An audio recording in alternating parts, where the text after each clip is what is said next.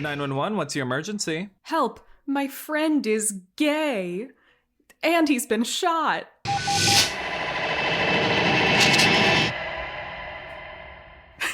Oh my God, one take wonder. We did it. If you one say take so. wonder. You're welcome, we everybody. Got That was my Buck impression. Yeah. It was excellent. Welcome back to the First Risk podcast, impressed. Guys. We just took a week off for the holidays, and honestly, I am like struggling to get back into it a little bit. I think it's good that we've never done 2 weeks off in a row, because I think if we did, we might just like stop doing the podcast. We would get a little too comfortable. You know what it's like when your boss like gives you 2-3 days off in a row, and you're like, oh, I have to go back to work. You get back to work, I mean? and you're like, how do I do this? Like, it's not like riding a bike all the time. Now, in fairness, I have completely forgotten that feeling. Jane and I are both rallying today, because just a little bit. So you're struggling to get back into it. I'm struggling to like keep my eyes open because for those of you not on the Patreon, you might not know, I just worked a record 11 days in a row. That's 15 shifts in a row. Yay, Ryan. Without a day off. Good job. This is my day off. You made it. And you're still working. A single mom who works 2 jobs. Wow. I literally am a single mom who works 2 jobs. I'm editing the Patreon episode tonight, too, while I do laundry. It never ends. And last night, to cap it all off. By the way, guys, Ryan's about to go off on a bit of a monologue about throwing up all over himself last night. So if you don't like listening to stuff like that, we will put timestamps in the description of where you can skip to. End of my shift. Coworker Michelle, buddy from next door, Alex, they invite me out to go drinking with our girl Sierra, and we stumble into this lovely bar in Hell's Kitchen, actually. And was Gordon there? I'm like, no, he wasn't. He had to leave early for the night to be with his family for the holidays. I say so strongly and so in my power that I'm just gonna have one beer and smoke a little bit of weed, and then that's it. And then 1 shot of vodka, 2 shots of rum, 3 glasses of wine, and 3 beers later. I'm in the Uber going home, and we get to my street. I am struggling through the entire car ride, and we get to my street, and as we start to turn onto my street, I throw up all over myself. Stop. 8 times. In the Uber? 8? In the Uber 8 times. How does that even happen? Times. How did you even have time to throw up that many times? Well, it just kept coming. It just kept coming. 8 times. And the entire time it's like one of those like closed mouth throw ups, like you hold it in and then it like starts to trickle down while more comes. I don't know if we can air this. Like, I'm holding my hands over my mouth, and I'm just saying to the driver, I'm so sorry. I'm so sorry. Bro. I'll fix it. I'll take care of everything. So this morning I zelled him $150. Jesus. And if that is any indicator of how this holiday season has gone, it's been great. Well, yeah. You have to have a formative experience like that every once in a while to sort of remind you, so that every time you do drink, you're like, this is why I'm gonna take it easy. This is why I'm not gonna go too hard. Yes. I haven't thrown up all over myself like that in 9 months. I've been like so You did this just 9 months ago? Yes. Why do you think I stopped partying? I threw up all over myself in my bed. Jesus. With my friend next to me. Not to brag awful. or anything, but I haven't thrown up from drinking since college, like 3 years ago. And I barely even threw up. I just was extremely nauseous for an entire day because I drank a cheap bottle of rosé on an empty stomach at a party one night.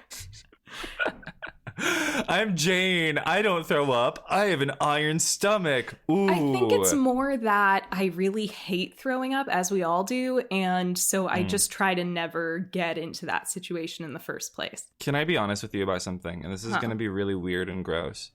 But when I'm super drunk, Like, I love throwing up. It feels so good. I mean, it feels good when it's done, but I feel like it never feels good during. Like, it is a good One would instant way to think. feel better, but... Instant way. And the sensation, I'm going to be honest, it's not that bad. I think you might be on a different wavelength than most people. I must be. Can I just like give one last putrid detail of this whole affair and then we'll put it all behind us? Well, sure. We're already here. I stumbled into my apartment and all the lights were off. I was so grateful that both of my roommates were asleep because they just got back from their vacations and everything with their families. And I was so disgusted by just how covered in vomit I was that I ripped a garbage bag out from under the sink and I took off my clothes and I just put them into the garbage bag. And then I took a shower and then I got changed and then I took the garbage bag out and put it on the curb. Were they clothes you really liked? Yeah. Oh. But I'm not keeping them after that. Yeah, I feel like, yeah, my sister like threw up all over her sweater in college once, and I think she had to, even though it was something she liked, I think she had to just dispose of it.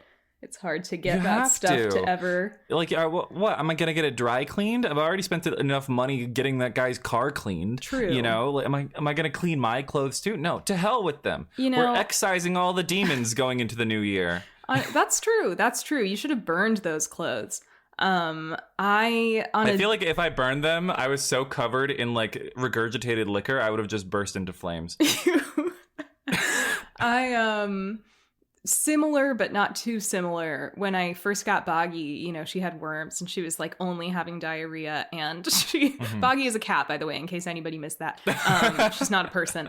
Boggy like pooped on me a little bit once on my one pair of kind of like lounge pants, these sort of like fake velour black pants. And I was so grossed out, I like rinsed them off in the bathroom sink and then I just put them on my upstairs like screened in porch, like that's super cold, because I was just like, I don't want to deal with that right now. Like, I don't want that sitting in my laundry basket until I can deal with it. And I just left them there for like a month. And so just today, when I was doing laundry, I remembered to throw them in the wash. It wasn't that bad because it was only a little bit. And like I said, I rinsed them out pretty thoroughly. But yes, I have finally washed my cat poop pants.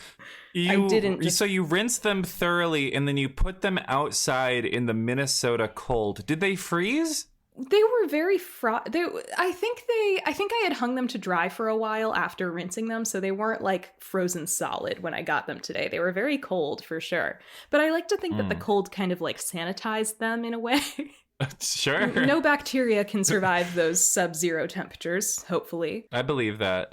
Has it been sub-zero in Minnesota? Some days, yeah. Yes, and on that note, we are discussing season 4, episode 13, Suspicion. What an opener to this episode. You're not the only person who gets covered in bodily fluids by the end of this episode. In a very different way. And not the way you'd hope either. No. Although we do love our yaoi toxic and tortured. So this has been such a weird week, like with the holidays. I was working really hard, like trying to get a couple of videos finished right before Christmas, and then Christmas happened. My mom got COVID on Christmas, so like we weren't able to do our whole family Christmas like we'd planned. And now I like can't see my family because they all like are exposed to COVID. But you know what I have been doing is watching the new Stranger Things, and oh brother, it's not very good. So for those who don't know, Jane it was an OG Stranger Things viewer back in the day. No, I was not. I watched it for the first time in 2022. I was extremely late to the party. I watched when season 4 came out.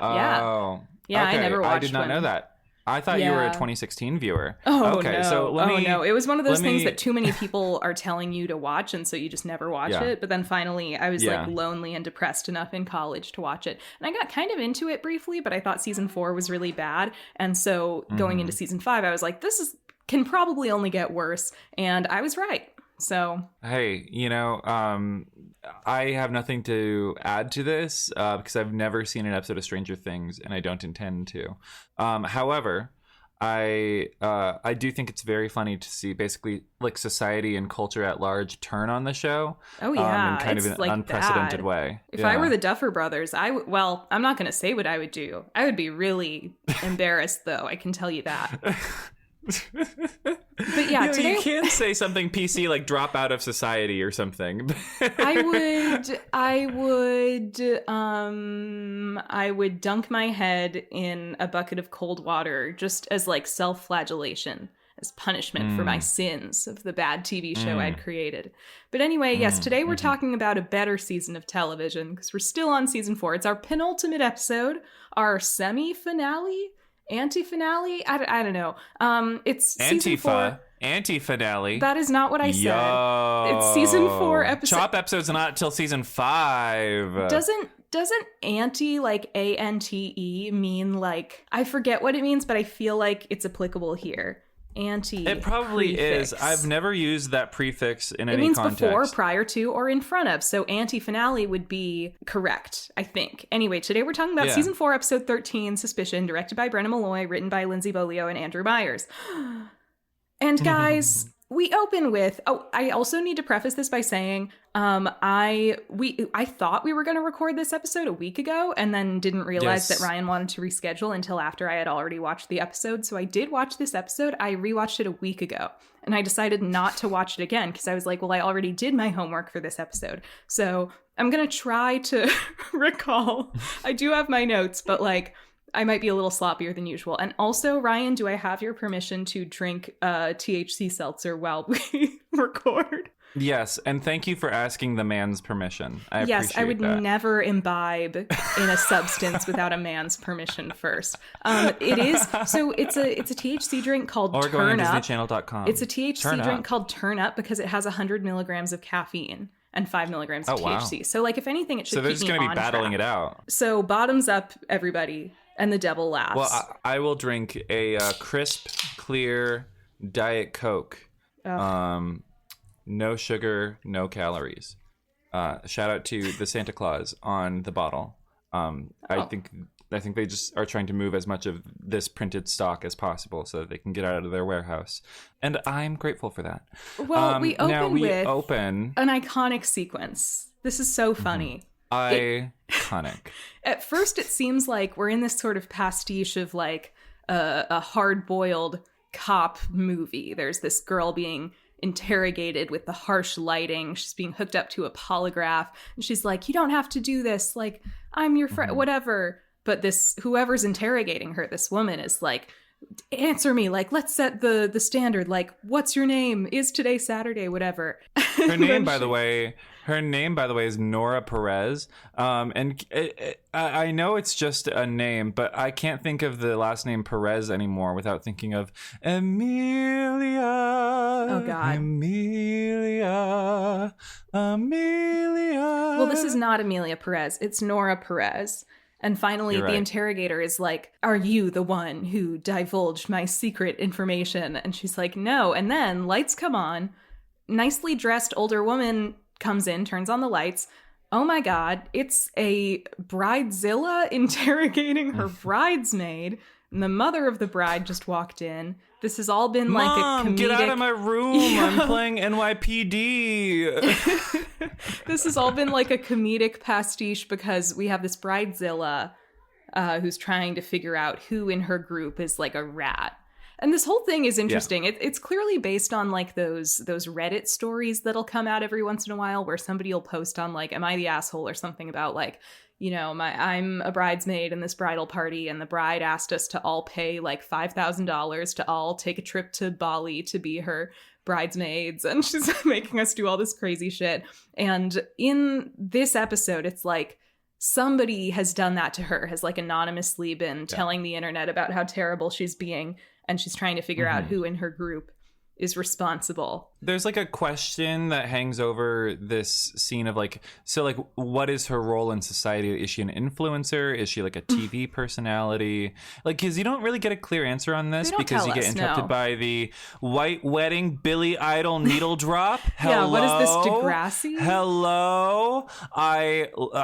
So I love Billy Idol, and I was very happy to hear this. This made me very happy.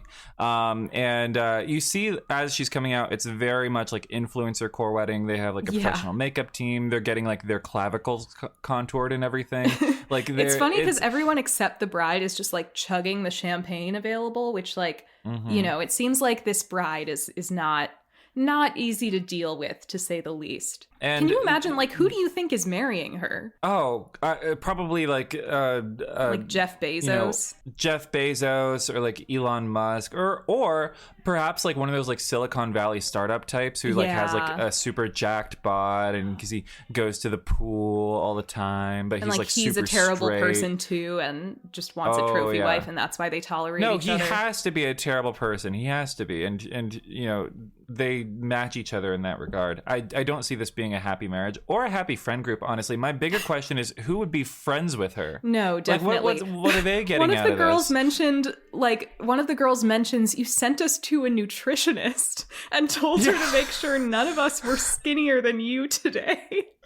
Just crazy. Iconic. Of course. Iconic. But, you know, that would definitely be the last straw for me. Although I don't think I would get myself into this situation in the first place. I'm sorry to these women. There's got to be like some bribery going on. Like maybe it's like an all expenses paid trip or something that they're getting for like being here. Maybe they're all, you know, and like there's no some shade incentive to this bridezilla, but like she has bad taste too. Cause like there's this wedding dress looming behind her. No, the wedding dress is kind of ugly. It's very like prom. Yeah. Like the spaghetti straps and the feathers. I don't like it. It's like it got like a rhinestone top. It's probably like Swarovski's or whatever, but like it's still it's ugly. I'm sorry. And then she's so mad when the thing happens because she brings out her polygraph machine and she said, you know what? We're just going to go round table sort of lightning style, and it doesn't work when she plugs it in because there's not enough power. So she tries to plug it into the extension brick, one of those multi-ports, a power strip that already has like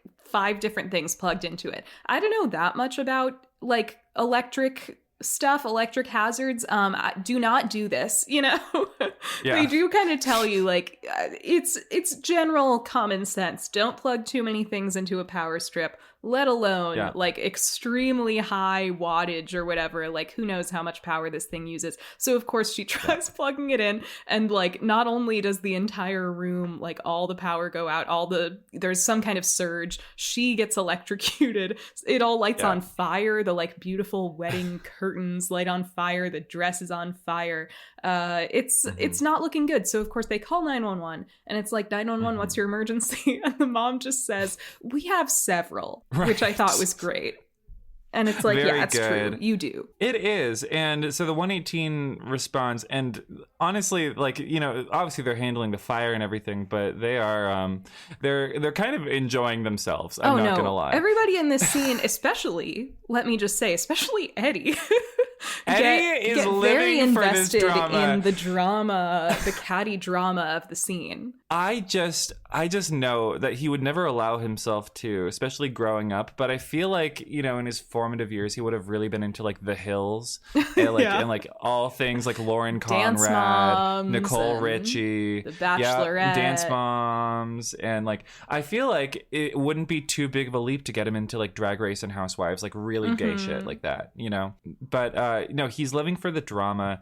She has like an exit wound on her foot from the electricity, so it's like they have to take her to the hospital. And also, telling how much damage it did, and she's they've like, done this great makeup on her, like prosthetics. Incredible. Because I don't know if this is a thing that can happen in real life, but they've made half her face just kind of droopy, like her mouth is drooping. She got electrocuted so hard that like her face kind of melted. Is the vibe. She's all scorched. This is gonna be so not okay of me to say, but like there's a side profile shot of her, and like for a split second she looks a bit like Ariana in the Wicked press tour. I don't know what that says about Ari or about her.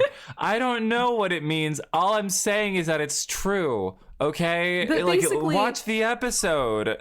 But basically, the 118 start clocking. They're like, "Is that a polygraph?" And they're like, "I thought this was a wedding you were getting ready for. Like, why is all this happening?" She says, "Somebody has been ratting me out online." It's the username, I think, is like trapped by bridezilla 100% or something. Yeah. So they're like, Yeah. somebody is ratting on me. And yeah, Hen says that she needs to go to the ER. There's no telling what the shock did to her internally. And this girl's like, "No, I am not going to the hospital. Partly because I still need to find my rat, and partly because I'm getting married in 2 hours. Like, how's my makeup?" Everybody's like, "Not great." They give her a hand mirror. She sees her horrifying visage. She's also lost an eyebrow. Yeah, she's like, they can just paint another eyebrow on. And Buck, out of nowhere, apparently yes. he's on makeup YouTube. He's like, big in Buck like the is Toddy like, Westbrook I saw this fandom girl or something. online, like, do this makeup thing online where she made her face look like a skull. It's like, okay, gay. Sorry. Yeah.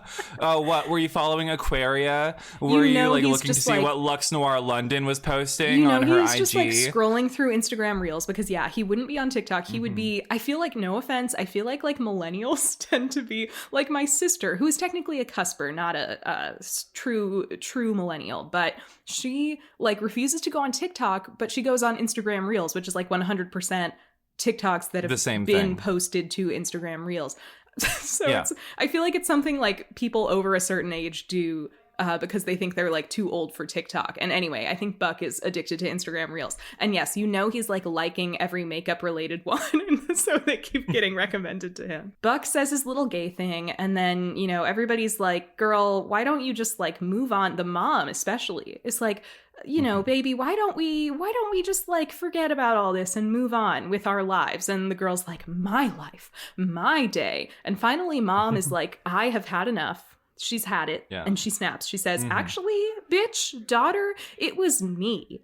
I'm trapped by bridezilla 100%. Like, I'm sorry, but you just suck." Which, it's always like when you see a parent really exasperated at their kid's behavior, it is like, okay, well, whose fault is that? I do want to call attention to, after the mom confesses, we get a shot of Eddie. They're all in their masks, of course, and credit to Ryan Guzman this one time. Have to hand it to him this one time. He is acting the hell out of this reaction shot with just his eyes. Again, he's good at mugging to the camera, and that's it. And he really embraces it in this scene. He's using his skills to the fullest here. However, then there's a very bewildering moment where her apparently stupid friends then do a Spartacus / I'm Radio Rebel, where they take turns stepping forward saying, they all go, "I'm trapped by bridezilla 100%. It's been parodied in a lot of things. You have Ned's Declassified School Survival Guide with the "I am Farticus" or whatever. You have on Sex Education when they all go, "It's my vagina." And most recently, you have that scene where the gay kid on Stranger Things says he's gay, and everybody goes like, "I'm still your friend, and me, and me, and me." And it's like, oh, please stop. That's funny because it wasn't a parody. They were trying to be taken seriously in that scene. So that's kind of all the more embarrassing. But the mom actually calls attention to the bitch. She's like, "God damn it, we're not doing Spartacus. It's me. It's actually me." And she starts just like giving it to her daughter. She's like, "I've been living in hell with you this last year. You suck." I always thought maybe we were too lenient. Maybe we spoiled you too much. But God, you're a monster. Which again, it's like, I guess she admits some culpability here, but it's like, yeah, that is your daughter. We hear that the mom is paying for the wedding, which that is like, yeah, especially if your parent is paying. Because the daughter wants to kick the mom out of the wedding, and she goes, "But I'm paying for everything," and she goes, "The check's already cleared, so I want you gone." Crazy. All of you out. Yeah, I guess this counts as her refusing treatment, because I think the 118 they do just get out. But then she's like, "I'm still getting married. All I need is my dress." And Bobby's like, that might be a problem, because they all look at the dress, and of course it's all scorched up. It's like a cartoon. It's like the dress got exploded and now it's all black and crispy. No, but can we say that the new dress is a marked improvement on the old dress. Like, Oh, yeah, and I'm not yeah. even saying that to be edgy and emo. At least Like, with it the actually goth looks touch. good. Yeah, With the it has a goth goth touch, it looks a It's little got better. good texture. You know, I enjoy this. She could have she could lean in really hard, spray paint all the flowers black. Like, you could do this, girl. Especially now that she's on this thing of like being betrayed by my mother coming to Lifetime this fall. She walks could down really... the aisle, and like the harp player is like, I'm so tired of being here. Yeah, she could really lean into it. She could be like playing Evanescence all night at the reception. Ryan would attend. I know that. I would absolutely attend. She and I would tear it up. I would no, honestly, I feel like this woman's anger and her, honestly, just her horrible personality disorder has to be channeled into like a healthier outlet, and like sort of Molgoth could be the answer for that. Yeah. You know, Molgoth is back. Molgoth is back, and she needs to be spearheading the charge. She just needs to put on some really dark eyeliner and talk about how dark her soul is, and post it on Tumblr a little. And she'll feel little a lot Tumblr better poetry moment, maybe. Yeah. And then so they see that she's refusing treatment, so she's seemingly of sound mind and body ish, and so they fuck off. And Eddie gives her a little thumbs up as he goes, and then title card. We're into the episode, and Hen is having a study session with her classmates, her little study group of I wrote Luis in my notes. and Sydney is her name. I had to write in my notes, oh yeah, Hen is in medical school. I forgot, because I did. I did. That's one thing about... I don't think this is like a season 4 specific problem. I think it's more that they tried this storyline at all. I was thinking about it, and I think it's kind of... I think in hindsight, it's kind of bad that they had this storyline at all. I kind of feel like they shouldn't have gone for it at all. Because if it's not going to change anything, because especially after this episode where Hen really like finds her purpose as wanting to become a doctor to try and solve these systemic issues and be a part of the solution. Then when she ultimately just like gives up, no spoilers, but when she ultimately is just like, I'm just not going to do that. It's like, well, what about that thing you were so passionate about? So what about all of that money that you put into it with your school and so everything? It just feels like a bit of a pointless diversion. Yeah. It's a weird thing to introduce into this show because, like, you know, if you continue down this route to its logical conclusion, Hen becomes a doctor. She starts working at a hospital. You're ripping Aisha away from everyone else. And, like, do you write her out of the show? Do you put her in a recurring capacity? Do you have a hospital element to your show? Because I don't think anyone wants that. No shade. Didn't we say once that they could do, like, a hospital spinoff of 911 if they wanted to? Like, reverse Station 19? A spinoff, yeah. But do you want to rip Hen out of this show? I mean, Hen is one of the best parts of this show. I guess I'm saying they could... Yeah, I think it wouldn't have really worked. But, like, I guess they could have, like...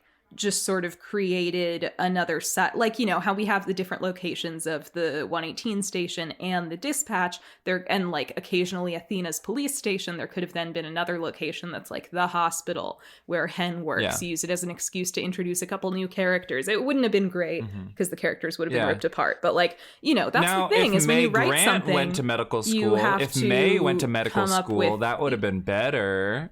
I guess, but it's like, that's the thing is like when you decide to go out on a limb, and when you decide to like do a big bold thing writing wise, you have to commit to it, and they did not. Well, when have they ever? Yeah.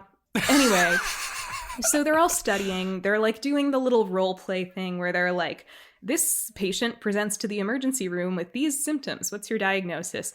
And Hen is like kind of taking her time. She's kind of doing, because she comes from this very practical world of being an EMT. She's like, well, I'd want to like check his pulse. I'd want to get all this information. And Sydney, the like more type A one, is like, too late. Like, the treatment is whatever. He's got whooping cough. Like, you've got to be faster in this sort of emergency room setting. But, you know, Hen's very deliberate. She takes her time. Tony comes in, again, as always, looking like a bigger Hen. And everybody's like, hi, Mrs. Wilson. It's clear that, like, her classmates love Tony. And, yeah, this is a fun presence. As do we all, which is good. We hear some exposition to kind of give the show an excuse to not have Tracy Toms in this episode. They say that Denny and Karen are staying with Karen's family, like they're visiting. So we don't That's have to such a pay those TV actors thing for to this do. episode. Yeah. Because why would Karen and Denny visit Karen's family and not Hen? Without Hen, I'm yeah. Especially like, when what? in like the last couple episodes, weren't they like actively fostering new kids? There's no sign where of are any the of new that kids? now. I mean, Yeah, the last like, ones we that was a saw, thing. it was like they were just staying with them for a couple days, but the implication was that they would start fostering like regularly. And they kind of forget to give them. Don't they kind of forget to give them any new foster kids until like season 7? Yeah.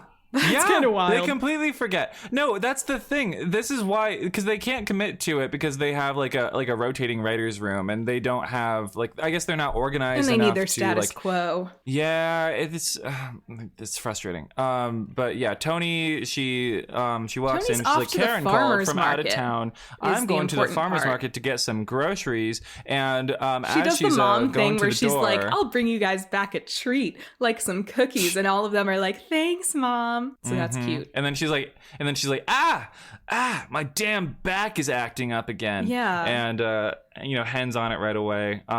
These they three, ask, like, if it she does has a kind of suck to fever. have, like, obviously Tony does end up having something more serious wrong with her, but it would be annoying to, like, suddenly have a little thing happen surrounded by, like, these eager beaver young medical students who are all, like, itching to be like, maybe you have tuberculosis. I'd be like, shut up. In medical terms, they're looking for zebras, not horses, right?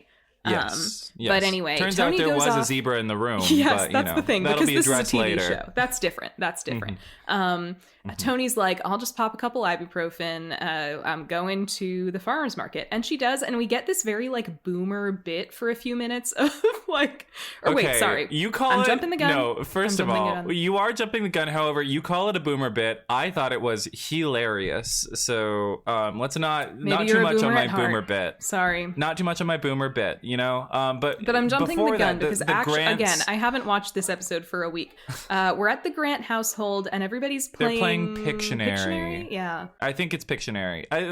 That's what you call it, right? It's Pictionary. Is I that don't not know, what Pictionary probably. is? I don't sit around playing family board games with people. I know some Neither. people are Well, into it's not that a board life. game. I kind They of hate... they draw on the whiteboard. Yes. Like, there is a board game version of Pictionary, and it has the vibe of a board game because they're all sitting around playing a game. But yes, they're just doing an informal whiteboard version. I hate board games. That's why I don't play them.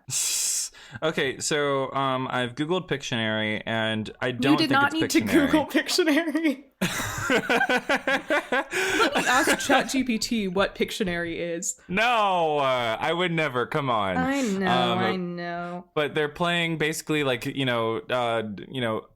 optic charades, essentially. Is that what Google told you it was? No, that's my own innovation. Yeah, okay, and that sounded they're- smart. I would have believed that it was like from the Wikipedia page. Like, Pictionary is a form of optic charades. That's some bullshit I made up.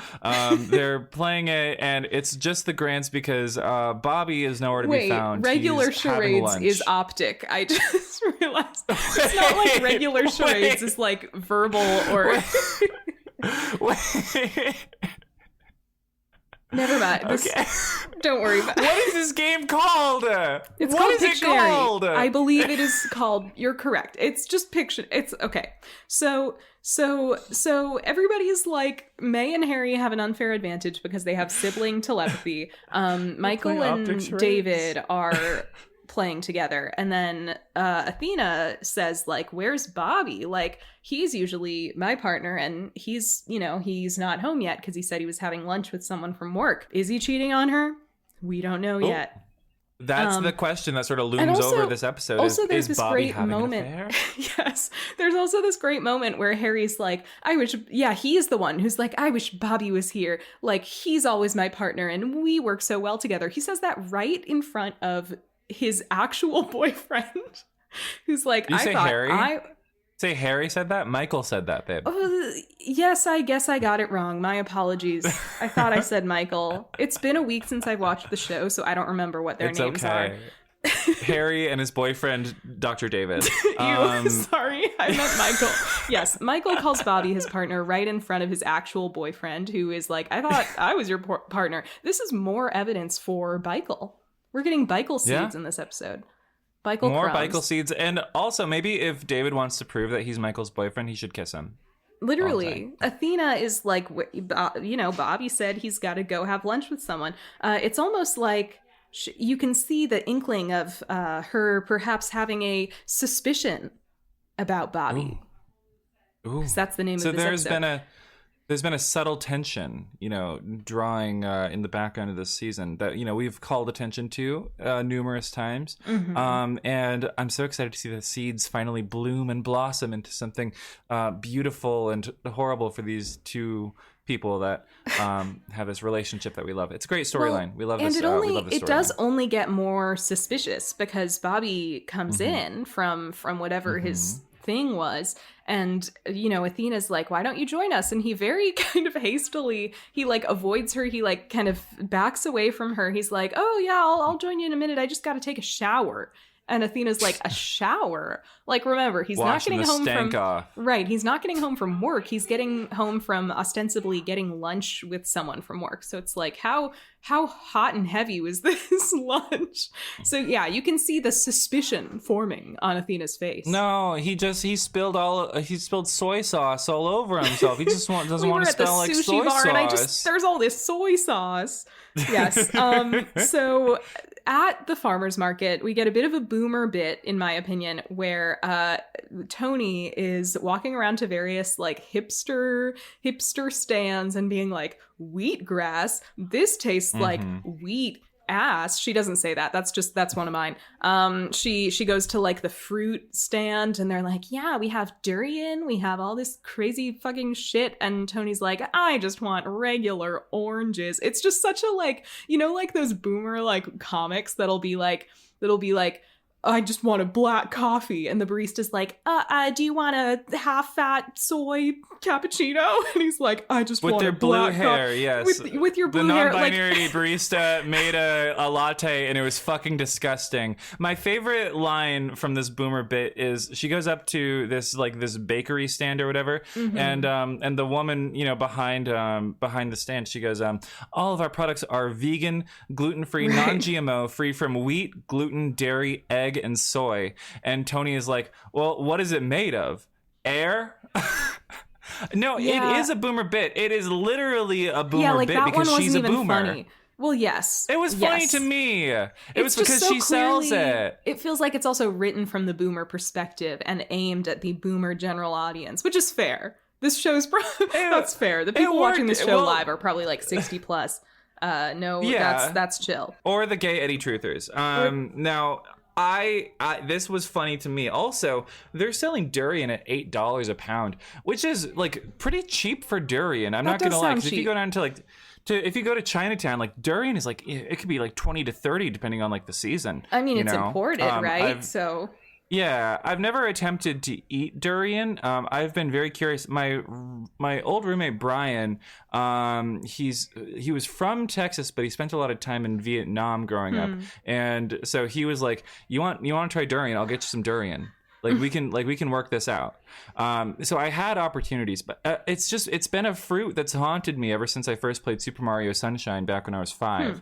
When I was in elementary school, I've never worked up the nerve. When I was in elementary school, I had a teacher who was Vietnamese, and like one day for like some like party or something, somebody brought in durian and it was frozen, so it didn't smell bad at first, and then it started to thaw and it started smelling really bad. I don't think I could get around the smell to eat it. But anyway, Tony's not interested.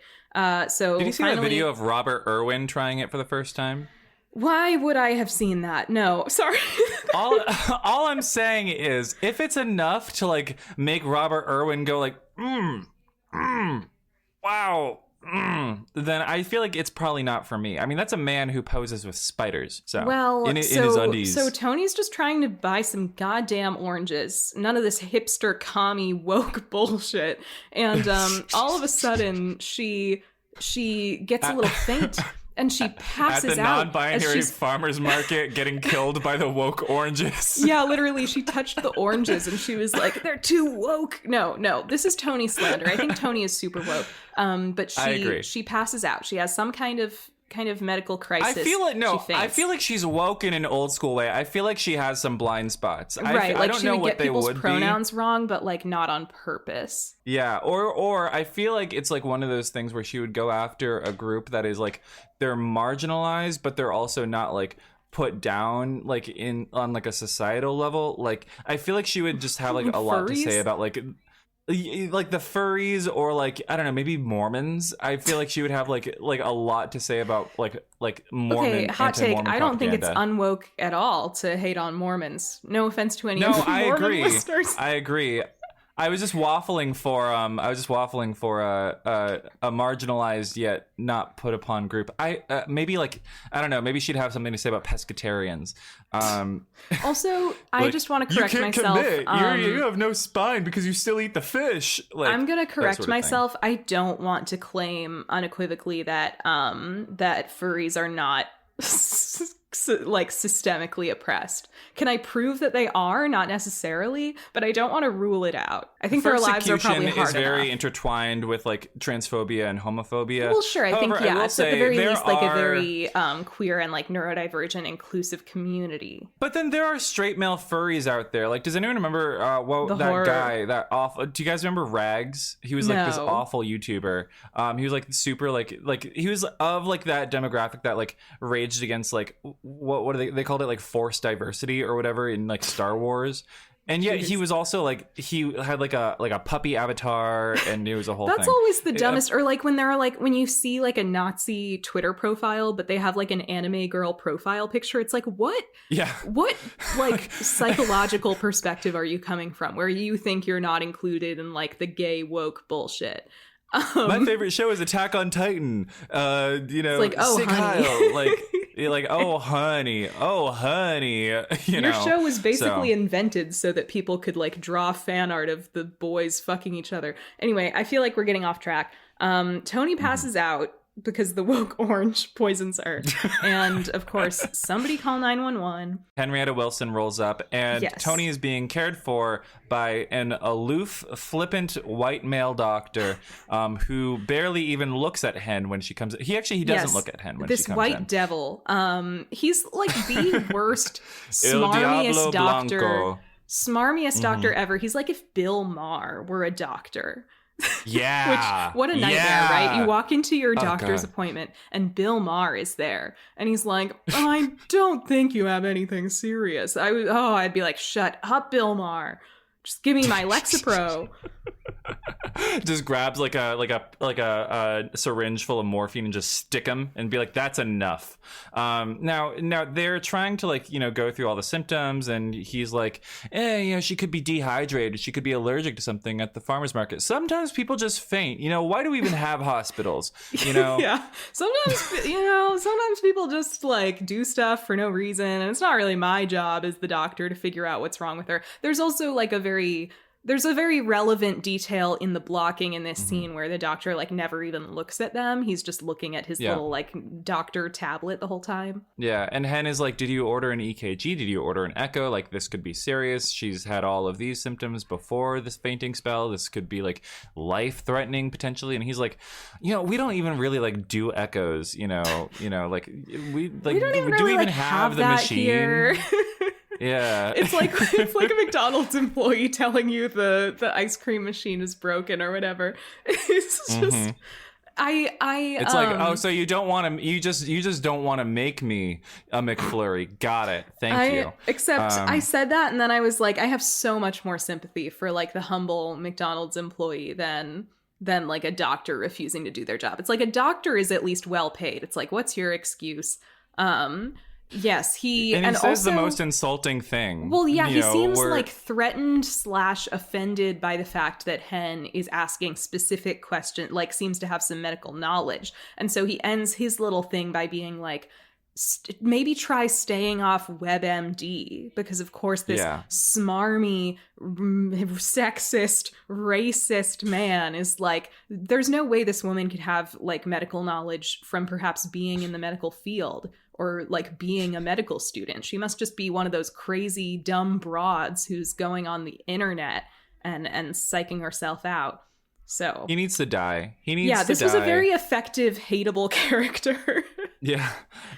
Played by, I will say, an older man, not just an older man, but like with blonde hair and blue eyes. This is the most Aryan looking doctor you could have gotten. I didn't get blonde. He just has like gray hair. Oh, it looks Salt blonde in and another pepper. scene. Like you can see the light hitting it at a certain angle. Like you see the blonde wisps there with his Well, once again, it was the blue hair eyes. that was like, giving oh, me you're Bill Hitler's Maher. favorite. You know? Well, yeah. And the less said about Bill Maher, the better.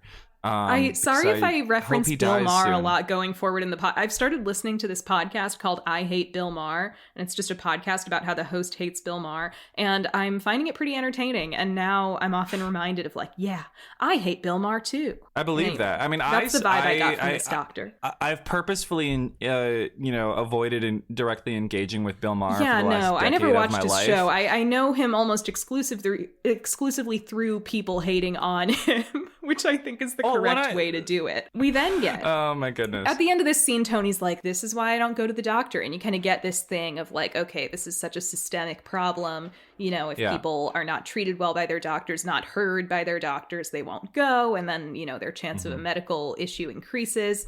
But back at the Diaz household, Eddie is neurotically arranging throw pillows. Why?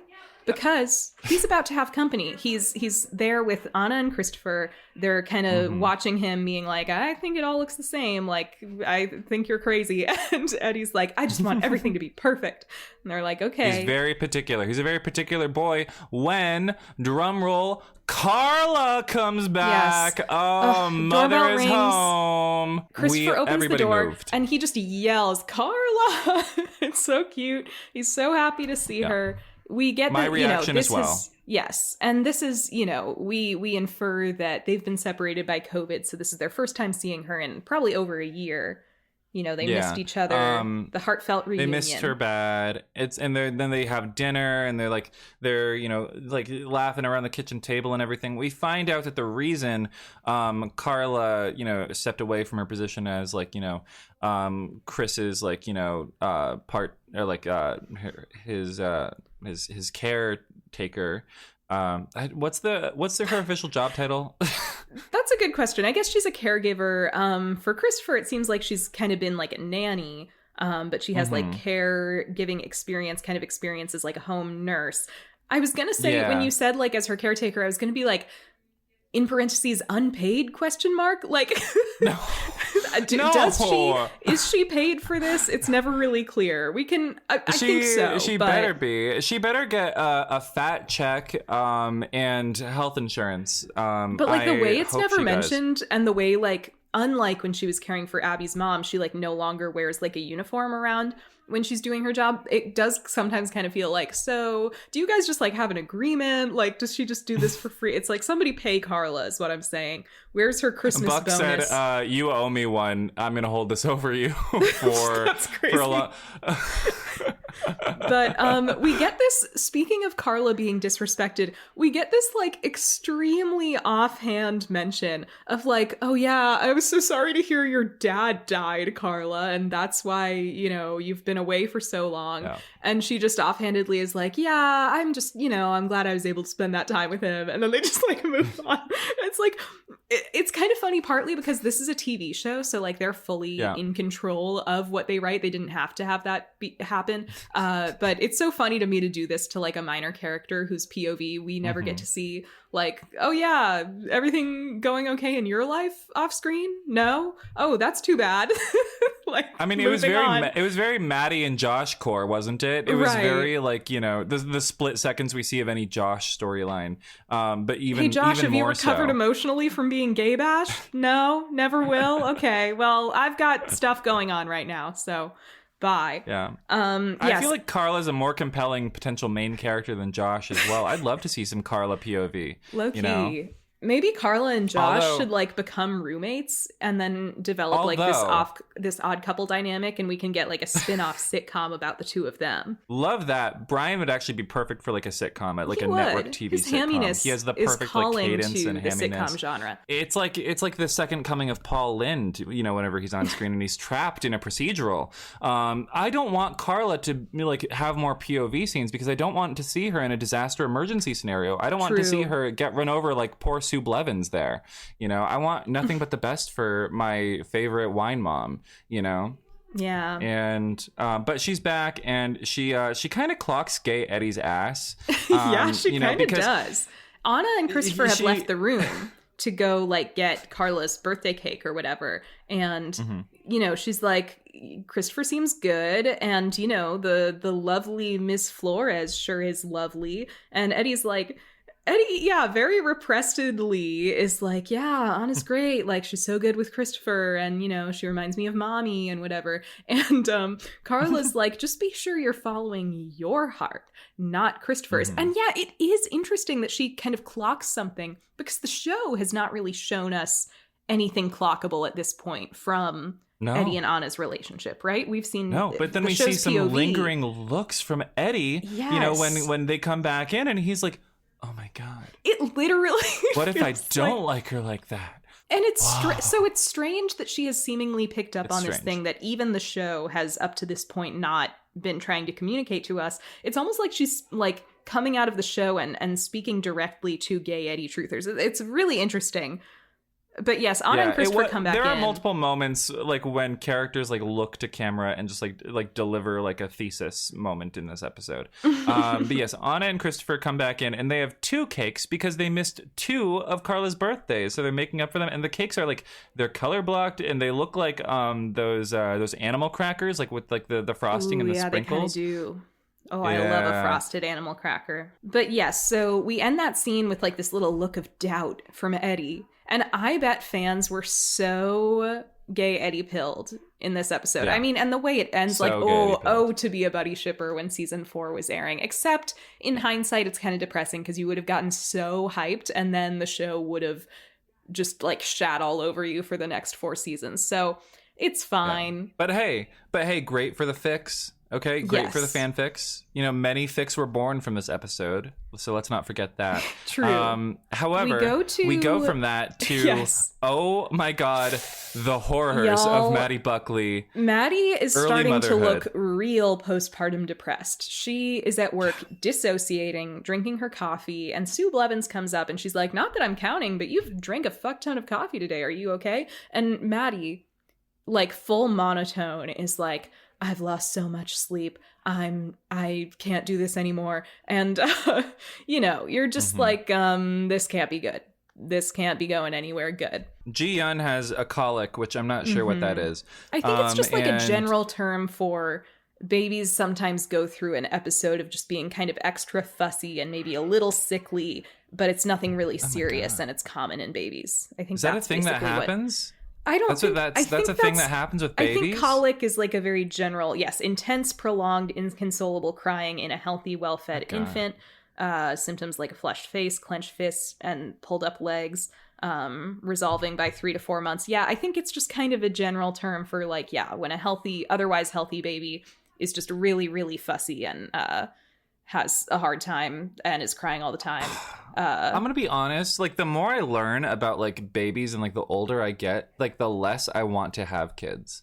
Like I kind of like don't want to have kids at all. And Maddie is like on the front lines dealing with it. She like Jennifer, I will say this is coming from like, I don't want to be too like parasocial or anything, but I feel like this is coming from a deep place of like knowing within Jennifer's soul. Like it feels like this is such a truthful performance, like this like portrayal of like this depressed, really at the end of her rope, exhausted new mother. And it was very effective, and like Sue's reaction was like, you know, only making things feel more real. And she's like really at the end of her rope. She doesn't know what to do. It's like, it's not just the fact that she cries. It's like, it's the way she cries. It's like she's in pain and there's nothing that I can do to help her. And I feel so powerless. And I feel so useless and trapped in my child's suffering. And so I'm just going to go back to work and answer a call from Gypsy Rose Blanchard. Who says, help, my mom's stuck. Uh-oh. Maddie is answering the phone. Dee Blanchard is stuck in the goddamn, like the what do you call it? The patio, or what do you call that? The balcony. We'll Dee Blanchard is stuck in the balcony. We'll get to how this mom and son are symbolically Gypsy and Dee Rose Blanchard. But Yeah, okay. I said Dee Dee Rose Blanchard. Gypsy Rose Blanchard and Dee Dee Blanchard, whatever. Yeah. We've got a little boy calling, though. A little boy with like dark circles around his eyes, pale skin. He's pale. And he's like, he yeah, looks emaciated. My mom short hair. My mom fell through the floor of the balcony because, you know, we get the picture of what's happening, and it looks like there's something has given way, like maybe the wood rotted, and this woman is like stuck halfway through, like torso on top of the balcony, legs under the balcony. The kid says she's got it's like it scraped swallowed her up legs, torn jeans. Yep. You know, it's a grisly situation. So the 118 responds, and they get the cherry picker out there, and they get up onto the balconies because it's faster. It's horrifying, by the way. People are just walking along the streets, like in like the shots of her on the balcony, and it's just like, imagine seeing this and being like, sorry, I gotta get to Claire's. If the fire truck's there, you're like, well, it's being handled. Did you guys ever read? I would join the people on the ground watching. Yeah. Did you guys ever read the Ramona books? Because those were my favorites as a kid. And Ramona and Beezus? Yeah. There was a whole series of them by Beverly Cleary, Icon. And they were my favorites as a kid. And there's one book where she like goes to her new friend's house, and they're like playing in the attic, and Ramona falls through the attic like in this exact way. Like her legs go through the floor, and her legs get kind of scraped up, and like the parent of, you know, her friend's parents have to like figure out how to get her out. And it's not supposed to be this like life or death thing. But I think what was so vivid about those books, especially to me, like youngest child, was kind of the palpable like embarrassment that Ramona feels over getting into these situations. True. And so I mean, she's always getting into a fucking situation, her stupid ass. Well, it's like, you know, she's never trying to. And in this one, I remember she just feels so like mortified to have like, you know, been at her friend's house for the first time and like do this thing that was kind of like, you know, not through no fault of her own, you know, this situation that's kind of embarrassing, and she like accidentally damaged their property, and the parents are like so chill about it. But I don't know. So that's what this reminded me of. How is it through no fault of her own? They were in the attic. They shouldn't have been up there in the first place. Being in the attic doesn't mean you're expecting to fall through the ceiling of the attic. Like the attic, like the ceiling breaks. All I'm saying is that when I was a child, when I was Ramona's age, I was not going into the attic. I was terrified because it was dark and there were spiders up there. Well, why would you play in the attic? There could be creepy monsters up there that are going to eat you. Ramona was always a plucky child. I related to her a lot because I was the annoying This was her child. original sin. She did not fear death. She did not fear like the velociraptors that'll get you if you turn off the lights before you go up the stairs. She did not fear these things. This was her problem. This is why she kept getting into these situations, which is why there were so many books. Well, yeah, you don't have anything to write about if you're writing about a dumb, lame, well-behaved child who fears God. Wow. So now everyone who feared the velociraptors running up the stairs after them when they turn off the lights is dumb and lame. I'm just saying you can fear those things and still be like cool and fun and spunky. Well, some of us are cool and spunky, and some of us didn't fall through the fucking attic. Okay? I loved Ramona. I'm Team Ramona. I remember when Beverly Cleary died, people were like posting about how much they like hated Ramona. She was so annoying, and I was like, you guys don't get it. You guys were never the youngest daughter, okay? Wait, is that no, eldest daughter is the Taylor Swift song. Yeah. Is that the Taylor song? Yeah. Yeah, okay. I can't relate to that. I was the youngest. And technically, okay, Ramona lore, Ramona was not actually the youngest because her mom has a baby in one of the books named Roberta. So now she has a younger sister. Is Beezus, Ramona, and Roberta? Was Beezus her name? Beezus was short for Beatrice, because when Ramona was little, she couldn't pronounce Beatrice, and she called her Beezus. Was Beezus Selena Gomez in the movie? In the movie, but I never watched the movie, because the books are from like the 60s or something. The books are old. And of course, the movie would not be able to capture the old-timey tone. Old-timey, but universal. I'm looking this up right now. You might be missing out, because Ramona and Beezus has a 71% on Rotten Tomatoes. Apparently, it was a pretty good movie. 6.5 out of 10 on IMDb. The books 6.5 out of 10. The books that I had were Ramona and Her Father, Ramona and Her Mother, Ramona Forever, and maybe Ramona's World. You didn't have Ramona and Beezus? I read it at some point, but I didn't own that one. I had like a 4-pack of the 4 I mentioned. Oh, okay. I got you. Well, anyways, Ramona's up here, falling through the balcony, kind of, and So Clarence just let it be is on known, the I am lower a Ramona level. fan and a Ramona stan. Ramona Quimby, that's my goat. The Ramona Quimby understander has logged on. I could tell you everything you need to know. And she is running the show, okay? But Clarence, meanwhile, is running nothing but that goddamn grill. He's about to make some burgers, and Buck is like, "Sir, could I interrupt you for a moment? I'd really like mine medium rare, and Bobby wants his well done because he's lame." Yeah, oh my god, this guy just wants to grill, for God's sake. He's got like his headphones on. He was about to chill the hell out. Headphones on. Literally. But now he's got to go cook inside because this girl's like, kicking up balcony dust all over his beautiful raw burger patties. Yeah, that would really put a damper on it. Although seasoning, hey, what kind of seasoning does he use? A little bit it could of really crunch. spice it up. Yeah, a little bit of crunch, a little bit of, it's natural. It's wood fibers. And so Eddie goes up and he kind of low key flirts with her to get her to chill out. What is that dimension of it? It feels like he's supposed to be like the hot firefighter who's flirting with her, which like realistically, sure, but you don't feel like. I feel like it's weird characters. Whatever. I'm just gonna sound like a gay it's Eddie. Fine. Whatever. Everything. But also, when he first sees her, he says, "How you doing?" in like the most New York accent ever. What is it with Ryan Guzman and occasionally becoming like a New Yorker? There's like a famous clip of... It's the golden age popping out. It's exactly. the golden age. Oh my god, it's his transatlantic accent. Out. Yeah, because when in that one, there's a clip that goes around sometimes of him and Buck at the like bachelor party thing in season 7 where Buck says something to him. He's like, everybody loves us here. And everybody's so happy for Chimney. Everybody here really cares about Chimney. And Eddie, drunk, is like, yeah, they do. They really do. And it's like, why did you say it like that? It's his goofy voice. He's being just goofy. Begging. He's just begging to be like, I'll tell ya. Let me go do some tap dancing. Yeah, but as he's like working on, Dee Dee, Gypsy Rose is over here. Like, I can't go outside because I have an autoimmune disease. Yes, non-specific autoimmune disease. And so they work to like pull her up, like basically birth her from her own patio, and balcony. Sorry, and they're like setting up plywood beneath, and it's a very like ridiculous and wacky call, and then you realize that this is like partially based in reality, which is like the weird part.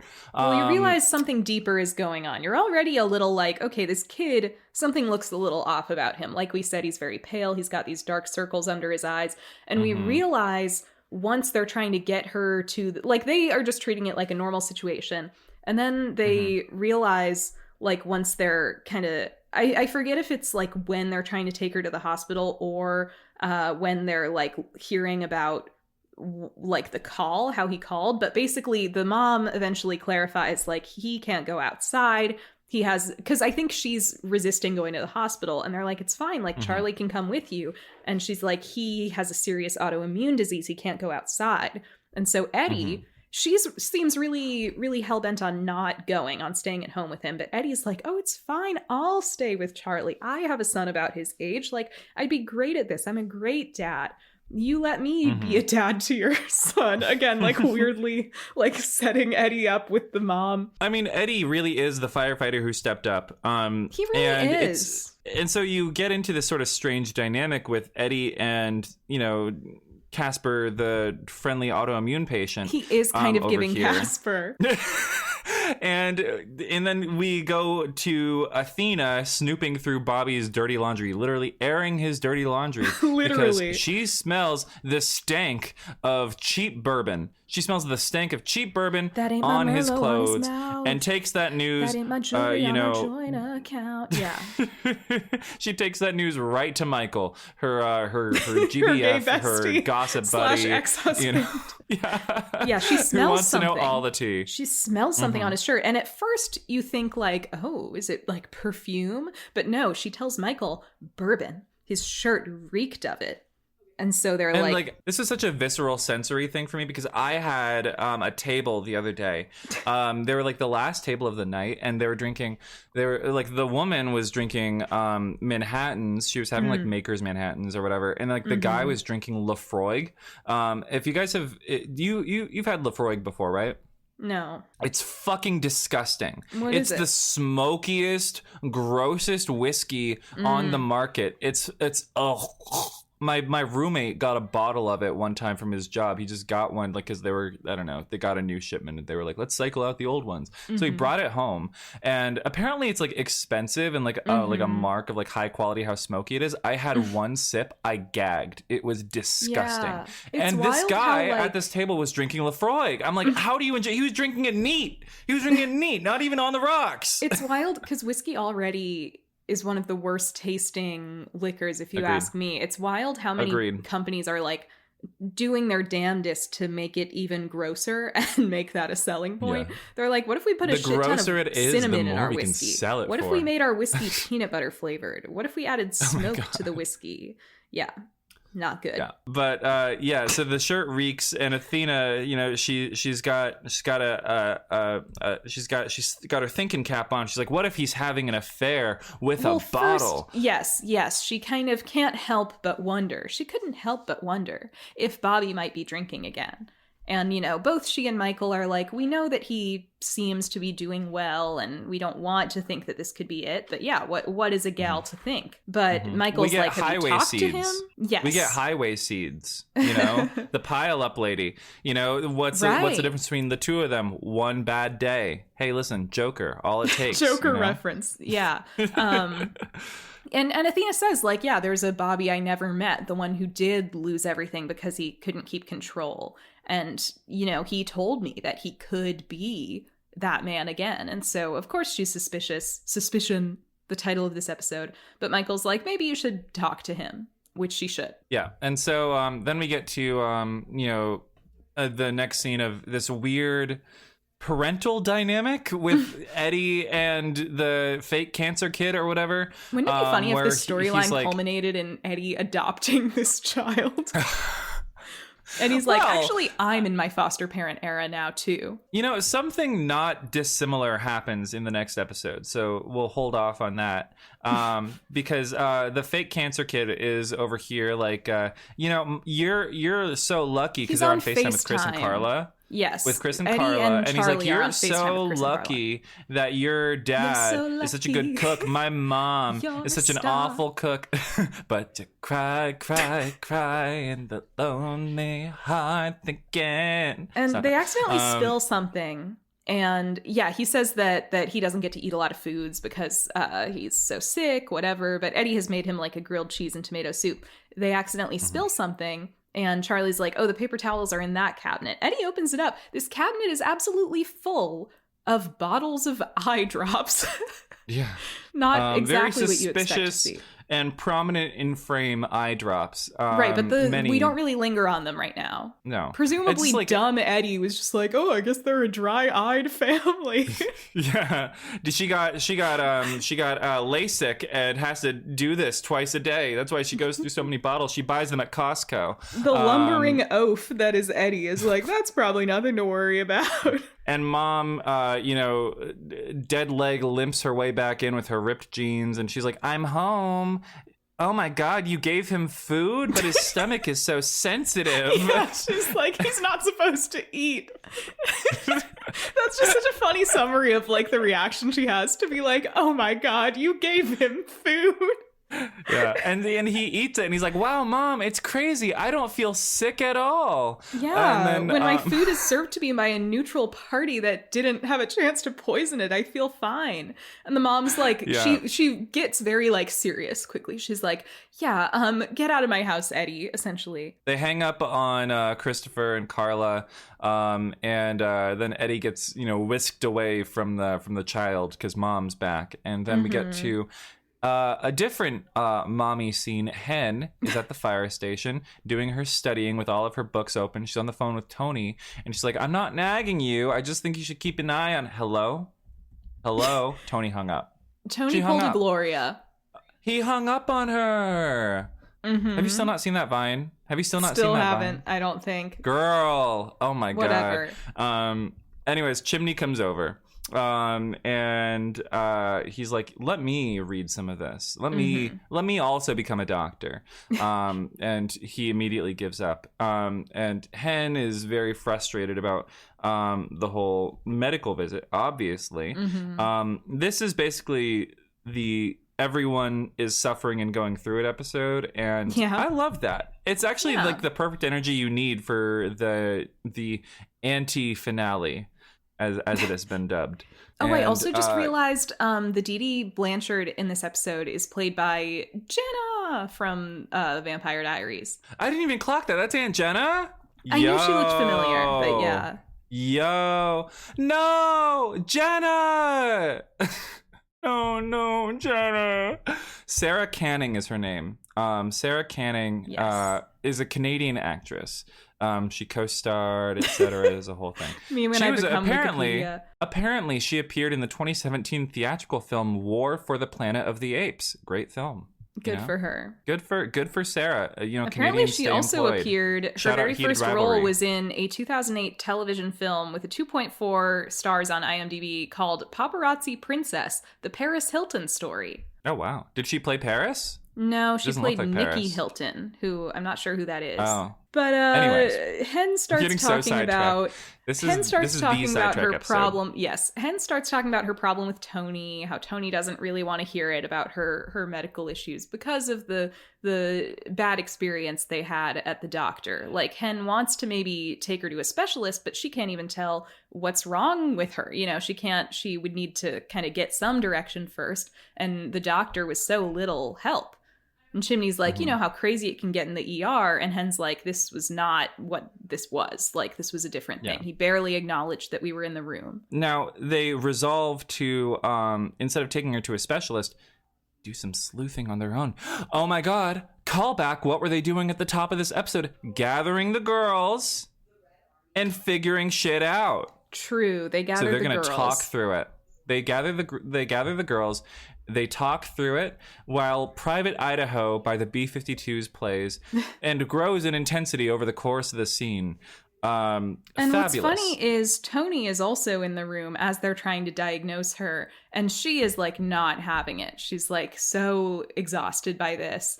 They, will try asking her questions, and she's just kind of being a little snarky about stuff. And yeah, she's like, I haven't had a cigarette since, before Henrietta was born. And they're like, well, you're still a former smoker. That's still in the history. Well, there's an interesting thing where, they're talking about like, this could be stress, but why would she be stressed? And Tony is like, maybe because you keep referring to me as she, which in the episode, it's supposed to be like, she's, annoyed at Hen sort of dehumanizing her, making her just like patient and not Tony. However, are you taking it to transgender Tony arc? Well, yeah, the implication that Tony is trans, like, that's kind of, it's an interestingly written line. Like, why would she specifically say, maybe because you keep referring to me as It is a she. gender neutral name. She does go like, by Tony. Okay, you could change the I Tony. to a Y, like they thony over here. They thony. Love that. Yes. So, I don't know. That was a funny line. They're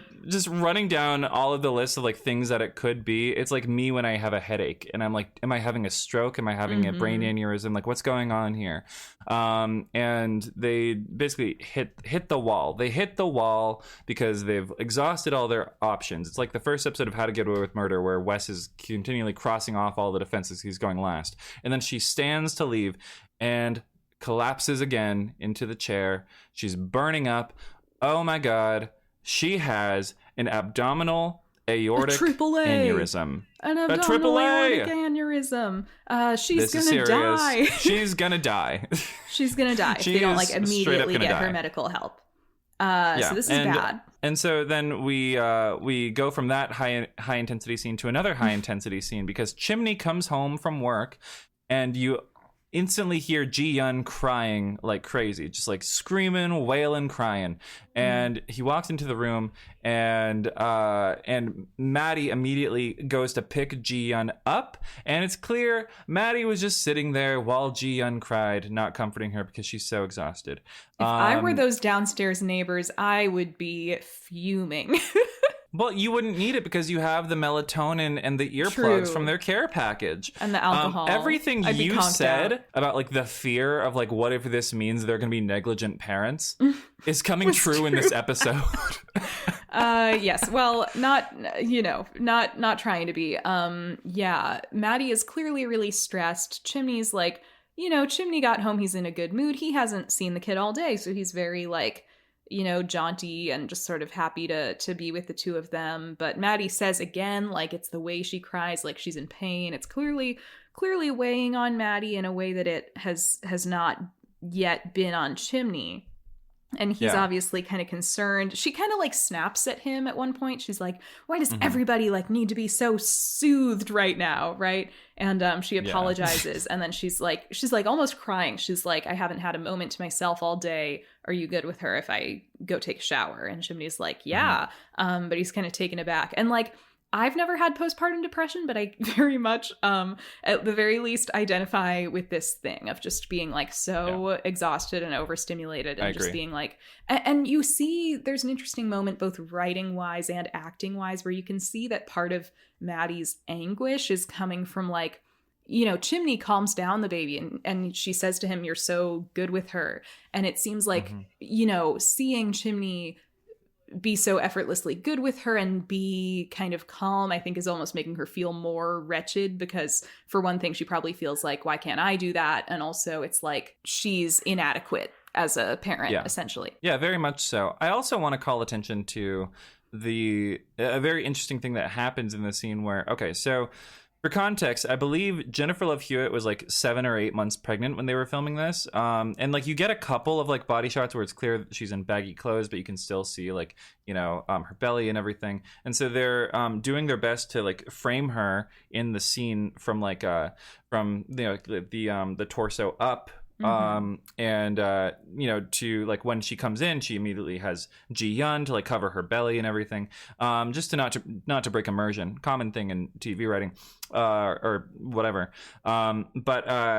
It's a very interesting limitation to work within because it's a good example of like how having like a set limitation or something like a technical limitation actually makes room for like more interesting artistic choices. Like I think the way this scene is shot, especially all the shots on Maddie, are very artistically there's like some good well stuff done. In the mirror, and then at the end of the scene she's just like in the crack of the door frame looking again like this wretched look on her face as she like takes in the pain of like both being touched by how good Chimney is with G and also her own feeling like pained by it.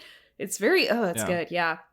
But it's really good because like a lot of the most interesting artistic choices you see in like TV shows or theater or whatever come from like these limitations. Like you don't think that Maddie would be framed like this if Jennifer Love Hewitt wasn't pregnant, and so it's cool that they were able to spin it into something interesting, which is not that often on this show. So that's good. But we go from that to a weirdly lighthearted scene of the kids trying to get Hen's mom into the hospital so she doesn't die. Because they run into the hospital with Tony. They like just kind of steal a wheelchair and throw her into it. They have Sydney go like distract the front desk person by being like, I'm thinking about having surgery at this hospital and I want you to like list a million things about, give me all this information. They have her distract her so that they can like sneak Tony into the hospital. I guess they're just sort of bypassing, like typically you'd have to go to the ER and like kind of sign in and get triaged and stuff. But no, they're trying to bypass all that and just sort of like hand her off to a doctor, which they do. And Hen, with all her medical knowledge, just goes up to like a nurse and is like, I've got a patient, 62 years old, experiencing this, and this. She's having an abdominal aortic aneurysm. She needs this, and this right away. And the nurse just kind of looks at her like, who are you? And Hen's like, did you not hear me? Like, come on. And the nurse is like, right away. Yeah. And so then, we have a follow-up scene with the, the Aryan doctor over here who With Bill looks Maher. more blonde in this lighting I guess. than he did in the last one. It's like a sandy blonde. It's basically a scene where Hen fixes medical racism to this guy. Yeah. And because the doctor is now talking about this like as if he kind of knew the whole time, or as if, he's discovered this.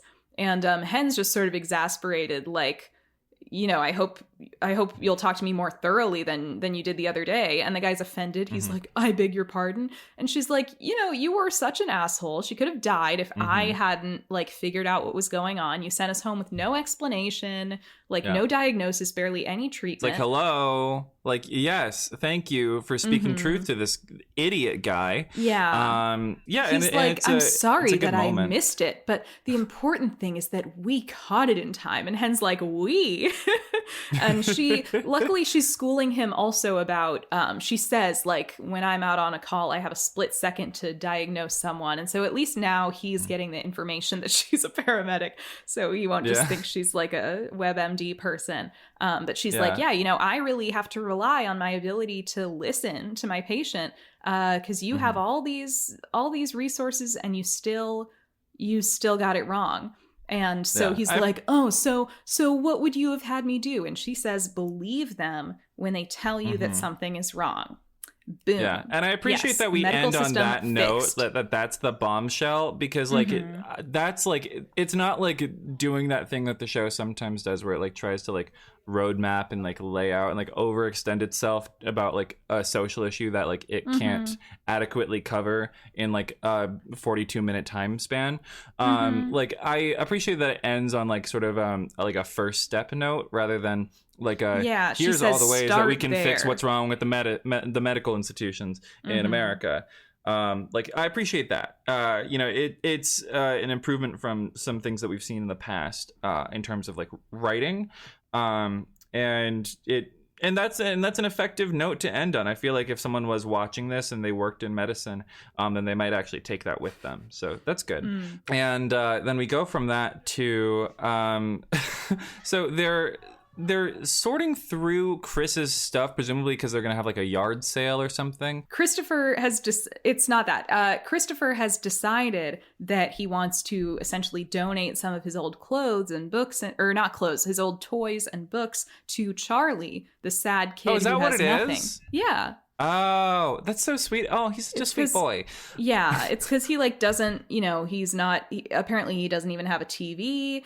I always find this line super awkward. Anna comes in and hovers in the doorway and she goes, wow, someone's feeling generous in kind of a like hokey way, and like nobody responds. And it's always felt like, I kind of doubt this is what the intention was, but it almost feels like it's supposed to like hammer home how badly she fits into the dynamic, because it just feels like this weirdly awkward, stilted interaction she tries to have with them.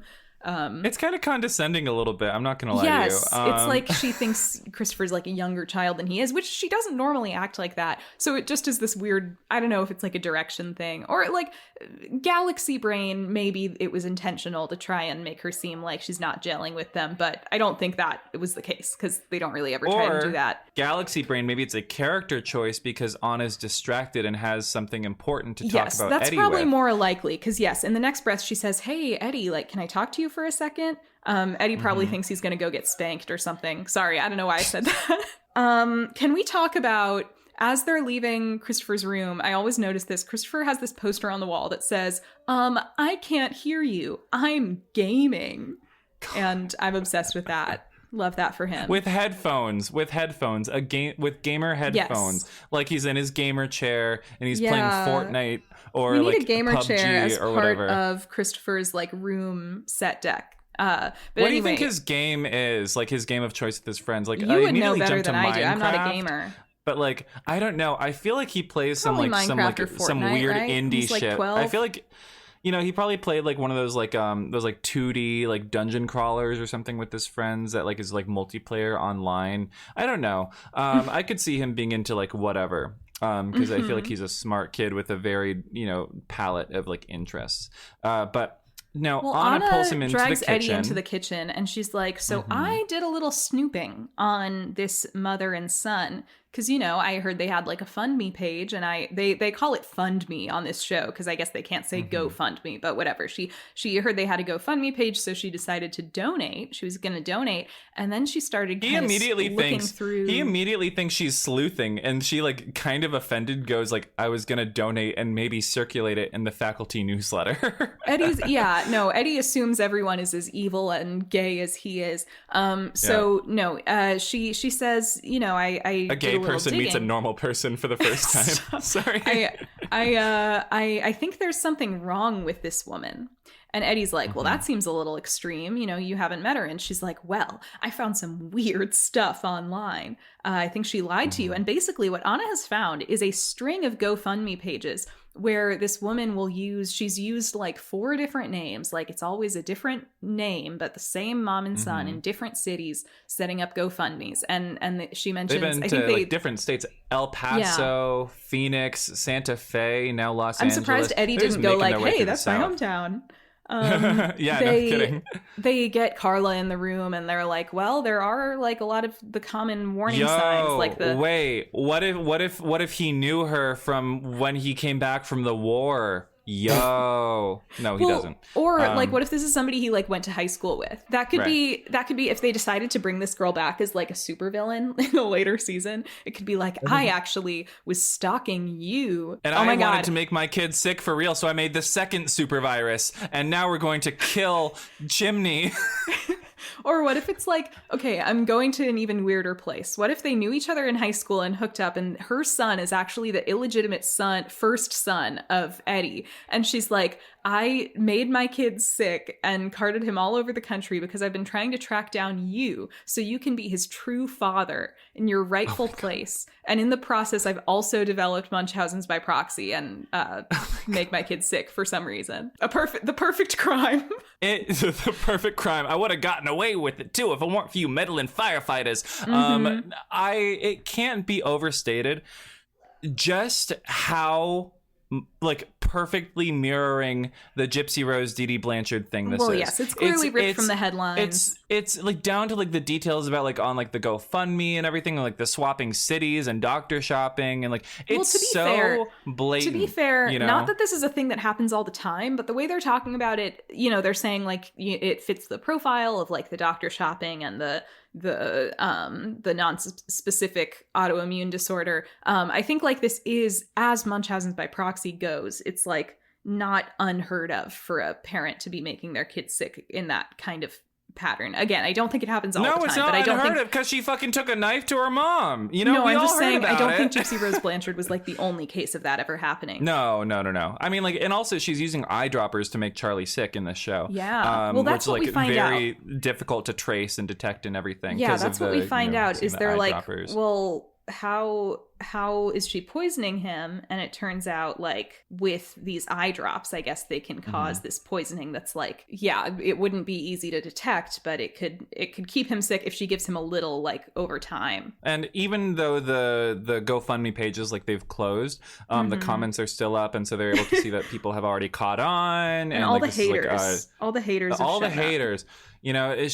she does is just shake it off, and keeps moving to different cities. The haters with new have names. Shown up in the comments, and they're like, "She's just a con artist." And the last one she stands up in this sea of like con artist comments, and it's like Demi Lovato at the Grammys, like, "There's so much hate in this world." She goes, "This isn't my fight song." But the last comment they read is, "I think she's making her kids sick." And they're like, Ruh-roh, Raggett. This came out at like a very interesting like time in culture where like the Gypsy Rose case had like caught back into like the mainstream with they did that show on Hulu, The Act, which was starring like, Ramona and Beezus star Joey King. Yeah, and I believe Joey won the Emmy for that. It was kind of everywhere in culture, and Gypsy Rose has been a mainstay in pop culture ever since. So this episode came out kind of like at the peak of like this being like a culturally talked about thing, so that was very funny for me as like a viewer watching this. Like when I was watching it last year, was last year. Yeah, last year all the way through. Like I got to this episode and I just like I had to stop. I sat back and I was like, are they really fucking doing this? Are they really? It's the most Ryan Murphy Productions ass thing to do. Like it feels like, you know, like what they would do on like later seasons of SVU, where they would just like take a celebrity scandal from the headlines and like plop it into their show with like vaguely changed names. Does rips from the headline stuff all the time. It's so high profile that I had to like stop and appreciate it. The audacity to like just go there with it. Also, my roommate, who hates this show and hates that I watch this show, he keyed into the episode at this point, and when it got to the next scene where Bobby's doing the dishes, he turned to me and he said, I have the quote written down, let me just pull it up right here. He said, he looks like a pastor from Michigan, not knowing that A, the character was from Minnesota, and B, was Catholic. Yeah, I was just talking with somebody about this, how everybody loves to mix up Minnesota and Michigan. Some people just seem to think they're interchangeable, but we get I'm very sorry to, you know, bring up that trauma. You know, we get a Athena scene where Athena just wants Bobby to have sex with her, and she's like, you know, the kids are out, we should watch a movie, we should Netflix and chill. And Bobby's like, sorry, I had a really long day, beautiful sexy wife, I gotta go to bed. And naturally Athena's like, interesting. She's like, is everything okay? And Bobby's like, yeah. He's such a bad liar. It's ridiculous. Like, she asks him, like, what if I come along to your meeting, you know, tomorrow? And he's like, oh, I don't have a meeting, but you can come to the day after, like on Saturday. Like, I have a meeting and you can come to that one. It's like, bro, I wish to God you were having an affair, because I would love to see her go off on your ass like in Waiting to Exhale. I would love to see it. I would love to see the crash out, but no. And so it's pure rough patch like mode. This is pure rough patch mode. She wants him to open up because she's worried about him, and then he feels like he can't communicate with her about this, and he's holding back so much, and there's just so much brewing underneath. It's so palpable. And so she resolves to do something drastic. She resolves to do something drastic. We don't learn what it is right away, because we go to Hen outside the hospital. Sydney comes over, gives her a coffee. She's being very sweet. She's like, you didn't have to stay. She's like, it's your mom. You know, I get it. My mom's dead. Like, I want to be here for you, my friend. Right. And then the doctor comes over and is like, Mrs. Wilson? And she's like, yes. She's like, good news. Tony lives. Yes, your mom is Tony not lives. Dead. Tony, and who did everybody not clapped. Die. Yes. And Hen goes to be with her as she wakes up in the hospital, and you know, they talk over what happened and how Tony kind of stopped going to the doctor as much because of the way they would treat her. And, you know, Hen, you saved my life. And she kind of tells Hen that, I don't know, that one day that she won't be around forever, which that, you know, true, but that sucks. But she says, sorry, I'm forgetting what even happened. You're good. She tells her she's proud of her. Yeah, she says that she's proud of her and that she admires everything that she's done, and she understands how hard this has been for her, and that, you know, it's really important, the work that she's doing. And it's like everything that Hen has waited like her entire life to hear from her mom. True. Like in one moment, I was genuinely crying at the scene. It was very touching. She's kind of saying like, I see you like going to school and having your job and raising your family, and like, I know it's difficult for you, but it's worth it because we need doctors like you know, so patients like me can get proper care. And this is the point in the episode. And she tells her, we need doctors like you. She tells her, promise me, no matter how hard it gets, you won't give up. And I was like, okay, all this just for her to give up.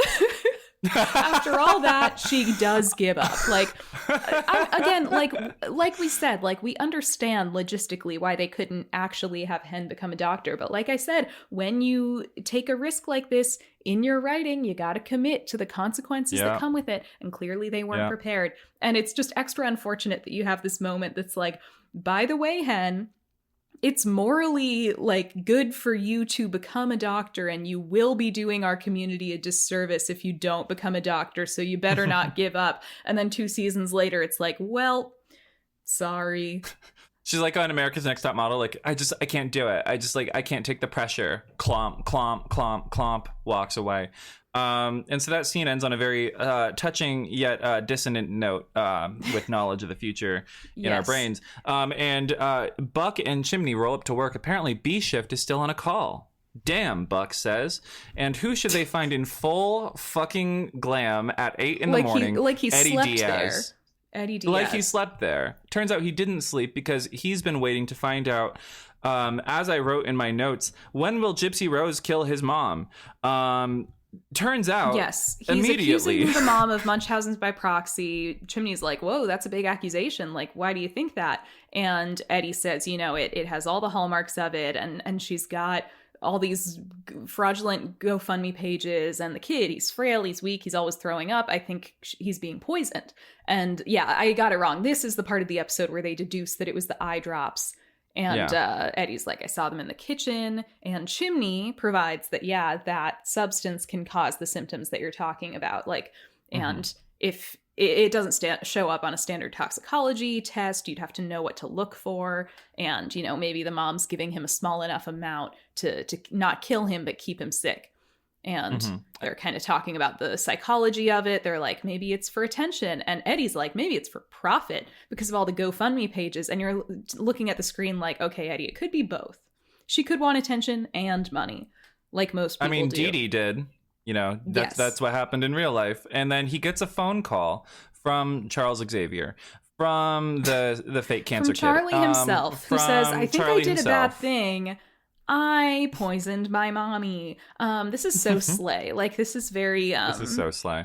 Yeah. Literally it turns slay. Out, yes. He slays her. He slayed his mom. I just think this is, like, always the great culmination to a storyline like this is, you know, the kid finally kind of... The parent kind of gets their own thing turned around on them. But before we can find out what happened, Michael arrives home. And he's on the phone with Athena, who is stalking Bobby. If anyone thinks that things that have been said in this episode are in bad taste, or the whole thing about Gypsy Rose Blanchard is in bad taste, re-listen to what Jane said, because that narratively sums it up. I just want to point out that Jane hit the nail on the head. What goes around comes around. What goes around comes around, you know? Like the Justin Timberlake album. His album's called What Goes Around Comes Around. I mean, I guess. I don't know. We've probably said a lot of things that could be taken in poor taste. And it's like, I don't even know what part you're addressing. On but this yeah, show. It's not on this show. And this episode specifically. It's not that anyone like it was a tragic situation. I don't think it's a thing of like, one of them was totally in the right. It's just like, yeah, when parents do abuse their children in this way, it's like you can't really expect, you can't be surprised, I guess, or necessarily blame the child for eventually acting out and doing something. His album's called What Goes Around Comes Around. Yeah, no, I agree with you 100%. But so we don't find out what happens to Dee Dee because we get interrupted by Angela Bassett stalking Peter Krause in the streets of LA, and Michael is there like, that's crazy. You're crazy for that. And she kind of is, but also you get her. She kind of is, but it does work because who should she see talking to Bobby but the alcoholic mom from the Pile-Up episode? He's talking who's not in prison somehow. Yeah, she got a scram bracelet. You know, she's on probation. It seems. So she's talking to the mom who drove drunk and caused the Pile-Up is talking to Bobby. She's like, got a cup of coffee. It seems like, oh, they're probably just getting out of a meeting. Bobby is probably this woman's sponsor. And Bobby catches Athena in the act. He just sort of sees her from a distance. He catches Athena. And Athena to Michael is like, I gotta go, bye. But we're now she couldn't have even gone in the rapidly. squad car. She came in her own car. I'm sorry, this is the worst Why would stakeout she ever, Athena. We should be glad that she didn't abuse her position this one time by using city resources for this. All I'm saying is, if you're going to stake out effectively, don't take your own car that he's seen a million times and probably had sex in. Do you think Bobby would not also recognize his wife sitting in her police car? What if she had her shades on? She didn't even have her shades on. That's all I'm saying. But yes, just having we her start shades cutting on. Okay, rapidly. whatever. We start cutting rather rapidly between this and the Charlie scene. So we see Buck and some other firefighters arriving on the scene. Buck's not even in uniform. He really close. drove the fire truck to the scene, and so another firefighter there is like, "Did you get promoted to captain without me noticing?" And he's like, "It was the only vehicle available." They rush into it's a fire hose special callback to Buck 1.0, stealing the fire truck. They rush into Charlie's house, and Charlie tells Eddie, I put some of the eye drops in her food. She always puts it in my food, and she thinks I don't see her, but I do. And, I got curious. I wanted to know what would happen so this is like a particularly a particularly exonerated version of this event, because it's not even like a Gypsy Rose Blanchard, like a premeditated murder in retaliation kind of thing. He literally was just giving his mother a taste of her own medicine. In perhaps the most literal sense that has ever been applicable to. So he wasn't even trying necessarily to be malicious. Maybe he sort of kind of knew that it would hurt her, but he was just trying to see what exactly she's been giving him. And so the paramedics started tending to her. She's probably fine, they'll just take her to the hospital and get her treated. And Eddie totally forgives the kid, as he should. He's like, you did nothing wrong. And Buck tells the paramedics, like, the kid's gonna need treatment too. He's had multiple Chimney doses is back at the station. He hanged back, I guess. So he's calling Maddie, and he's describing the situation to her while she's with G. And I'm like, Chimney, no, don't give her ideas. She already has a body count. Chimney, read the room. And Chimney's saying, like, I just can't believe how people can do that to their own kids. And Maddie's feeling wretched again. She's like, I'm such a bad parent. But Chimney's like, Chimney is not really picking up on the vibe. And so he tells her, like, I just wanted to call you guys, tell you how much I love you. Maddie, again, like, dissociating, staring off into the distance, is like, she's finally asleep and I'm about to leave you. But she doesn't say that. She's not the only one dissociating, staring, by the way. I'm so distracted by the Chimney parts of the scene because there's that fuck-ass Dalmatian statue. The Dalmatian, the figure of the Dalmatian that hangs out in their, like, lounge area. It's so awesome. But yeah, so Maddie end the call, and Maddie is just, like, depressedly staring off into the window. It's not looking good. She's looking pretty mentally ill. We go back to... It's a great shot, though. It's an excellent shot of Maddie. We go back to looking out Bobby and into that Athena, window. and this is one of my favorite Bobby and Athena scenes ever. They start getting into it. Athena's like, why didn't you tell me? And Bobby's like, why were you stalking me? Bobby reveals he was sponsoring this woman. And they really start to get to the heart of their issues, which is that, Bobby didn't feel like telling Athena about this because he feels like Athena never lets him in on anything. And they're not really partners here. And Athena's like, oh, so you just did this to get back at me? You're playing this, like, tit for tat game? And Bobby's like, I don't know, maybe I was. Like, yeah, maybe I was kind of retaliating, but I don't know. I feel like we can't communicate right now. And, you've always had this wall up, and I thought when we got married, I would eventually get through it, but it's not happening. You don't let me in. You don't want a partner, and she's like, says something. Sorry. I feel like I almost have this memorized, but not really. She finally is like, how's this marriage supposed to work or something? Or that's how marriages are supposed to work. And Bobby's like, who said this marriage was working? And it's like, oh, yikes. Yeah. Yikes, Mr. Nash. Wow, this is crazy. This is a real, like, marriage on the skids moment, and I love the drama of this. I'm so obsessed with it. It's so, like, classic Angela filmography core. Yes. She was so in her element in this scene. And that's like, and I agree with you. I love this scene. I love this, like, angle to take with their relationship, because it's not boring, it's not stagnant, it's the opposite. And it's just a very sort of vivid, like, real real conflict where Athena's like, I'm independent, I do things on my own, you know that about me, and you knew that when you married me. And yeah, Bobby's like, I always kind of thought that wall would come down, but it hasn't. And she's like, well, then at the very least you could have told me instead of like doing this childish thing. You know, that's not how marriages are supposed to work. And that's when he's like, who said this marriage is working? And yeah, it's just a realistic thing of like her having this very deep-seated flaw in her character and kind of doing that thing that people do sometimes when they don't want to work on themselves, when they're like, well, that's just a thing about me and you're going to have to get used to it. And Bobby being the more like open mindset, like, no, I want you to work on that, but you refuse to. And now there's a total breakdown of communication between them, and this marriage isn't working. And no offense, but Bobby, you did propose after like a few months of dating, so low-key, like, maybe it's your fault if this marriage isn't working. He's a romantic. Like, maybe you should have waited longer and worked on your relationship more before taking that big step. I remember when the show had interesting conflicts where you could take sides, and it's interesting and good. We miss this energy. We need to bring this energy back. We need to have, well, we can't because he's dead. But like with other characters, like at this point, I would accept him cheating again. Like, people will act like the show is good when, like, you know, Buck and Eddie have an intense argument, like in that penultimate episode of season 8. And it's like, well, that in isolation is fine, but it's like, it's not like this where it's led up to with like a whole arc, like where you know, happens episode by episode and you can see the seeds building up. So like, it's not good, I think, to just randomly have a scene that on its face looks like grounded and emotional if you're not doing like steady arcs the way the show used to do. Ugh. Yeah. Nobody has and then, nobody wants to work anymore. Nobody wants to write anymore on TV, basically. I'm saying. And we get, oh my God, the last scene of this episode. Yeah. Our lives were so changed because it immediately begins with this sweeping moving camera shot that is uncommon for this show.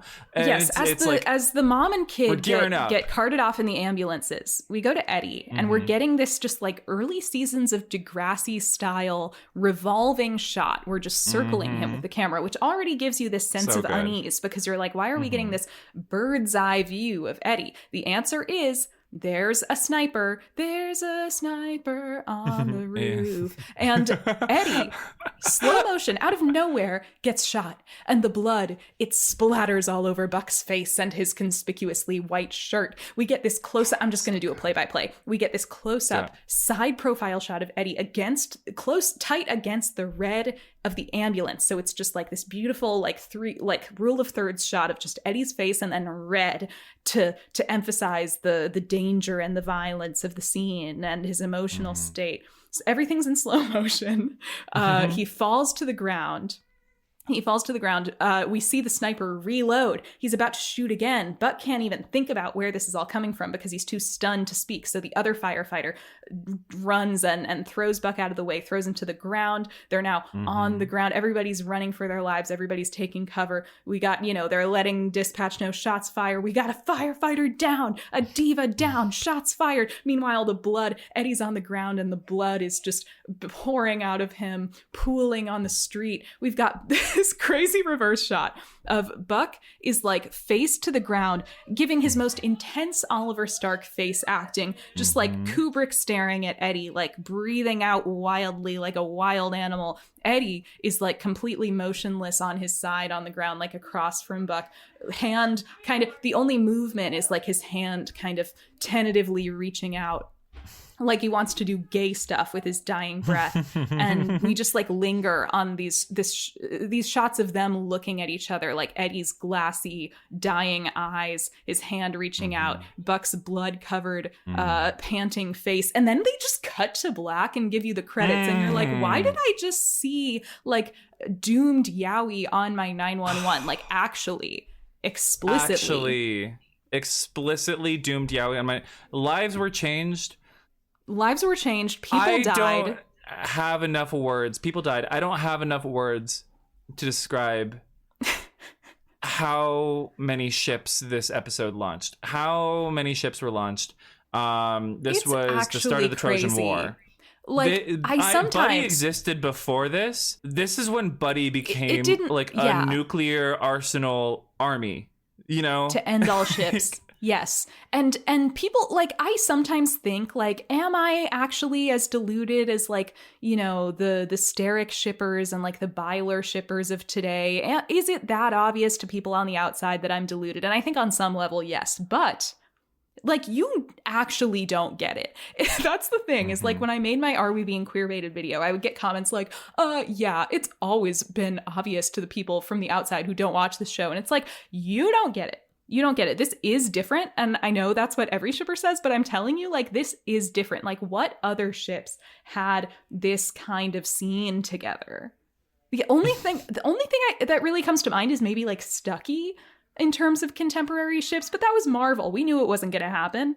It was a Marvel movie. I mean, I think Destiel is the answer because of Cass literally pulling Dean from hell and their whole tortured thing. Because, like, even like Sherlock, even like John Locke or something, you could argue, like, yes, it's a very classic gay kind of ship, but, and they were doing gay stuff and there were lots of, like, self-referential gay jokes, but I don't, and, like, yes, one of them did fake die at one point, but they weren't, like, it wasn't like he jumped off the building and his blood splattered all over Watson, and it was like, I don't know. When he came back, it seemed like Watson didn't even care. I'm sorry. That's true. Like, yeah, let's not get into it. But yes, Destiel is maybe the only other example. And even then, not to piss off the Destiel shippers, but like this, and it's just impressively intense and acute and distilled and powerful and gay. When I was rewatching the show for my YouTube video, I was watching this one stoned, and I remember, like, getting on the floor in front of the TV, like sitting on the floor like a child on Christmas. I was like looking up at the TV, and I rewound it like 3 different times because it was just giving me so many happy brain chemicals to watch this. This is why Buddy is major. Yes. This is why Buddy is serious. This is why, like, in our heart of hearts, no matter what, we'll never close on Buddy. Because, like... Yes, this is why all roads lead to Buddy. It's just undeniable. It's undeniable. Like, when they asked Oliver Stark and Ryan Guzman why people, like, loved Buddy so much, like, in that, like, you know... pseudo actors on actors thing that they were doing for Entertainment Weekly or whatever, he should have just pulled up this clip, you know, and that would have said it all, you know. It's like you can say so whatever distilled. You want about the psychology of shipping, but this is like just kind of saying the quiet part out loud. Like, this isn't even really something you can blame on, like, oh, shippers make everything gay. It's like, no, you guys took it there. You guys took it there. And production-wise, just the presentation of this is so crazy. It's so weird that the production and the direction randomly just popped the fuck off in this one moment. And everything became so artistic and, like, yearny and dramatic and tasteful. And then they just never did that again. Like, the show is not usually presented like this. No. That's why it's so good, because it's like a one-off thing. And I know we're going to have... Oof. I thought you said cinematography for a second. Oh, wow. I was so tickled by that. Wow. So we will have much more to say about this in the next episode. But for now, I think we should leave it lingering in this moment. Yes, I think we should let it linger. With the lullaby of Buddy. Not to be confused with the lullaby of Broadway. Well, guys, anyway, I hope yes, you enjoyed we will lull you off to episode. sleep for the night. Listen to our latest Patreon episode about... Yes. What was it about? Oh, yeah, favorite 911 musicals. Characters' favorite musicals. 911 characters' favorite musicals. Guys, what a year 2025 has been for us, for the show, for everyone, for society. Many bad things happened, but some good things happened, like the continuation of this show. So if you'd like to support us further, follow us on social media at Versus Podcast, spelled how it sounds, and check out our Patreon for hearing about our sick Chimney Han Broadway takes. You know, we have many. It was a long video. It was a pretty fun episode. I'm editing it tonight. End. It was very fun. And with that, thank you guys for tuning in. We love you. And we will see you in the new year. We're already seeing you in the new... This is gonna be posted in 2026. Fuck. Oh my god. How is it going so far, guys? Podcast listeners. I am so excited to post this in Mom Donnie's New York. I'm so excited. Every straight white man will be shot on sight. Woke is back, babe.